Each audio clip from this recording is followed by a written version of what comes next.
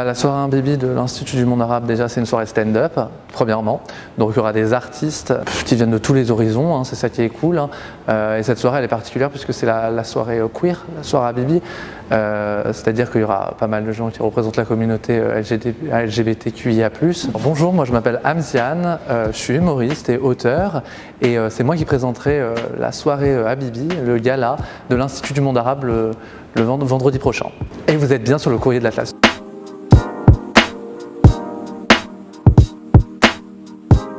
Donc dans cette soirée, on va aborder, je pense, pas mal de thèmes qui ont un rapport avec notre communauté, mais pas seulement. C'est ça qui est intéressant, je pense que tout le monde peut venir. Et aussi l'intérêt de faire ça, c'est de montrer aussi qu'on est présent à l'Institut du monde arabe, quoi. Le mot queer, déjà la traduction ce serait étrange, mais plus largement c'est tout ce qui s'éloigne de la norme en fait. Donc c'est pour ça que à chaque fois on ajoute des lettres au sigle LGBTQIA+, parce que de plus en plus on élargit la diversité des personnes qui existent, et le mot queer ça permet de rassembler de manière générique tout le monde, c'est-à-dire tous les gens qui sont un peu éloignés de la norme, quoi. Pendant la soirée on va avoir des profils vachement différents, c'est ça qui est cool.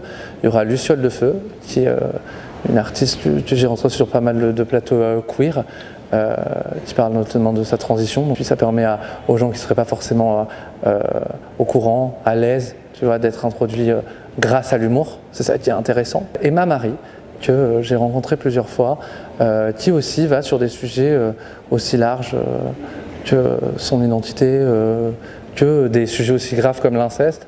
Et donc je pense que c'est ça aussi l'intérêt d'avoir des artistes queer, c'est qu'on se permet de parler de beaucoup plus de choses que d'autres artistes, peut-être parce qu'aussi on est confronté à des choses dans notre vie individuelle plus complexes parfois, surtout en rapport avec nos identités, avec nos familles, avec notre culture. Moi, mon comique, il est essentiellement basé sur la colère. J'essaie déjà de ne pas me compromettre quand je parle de ça, parce qu'on ne parle pas uniquement de notre identité queer, mais quand on parle de ça et que ça peut bien sûr rentrer en friction avec les idées ou la vision caricaturale que certaines personnes ont, moi je laisse pas de place à ça, quoi.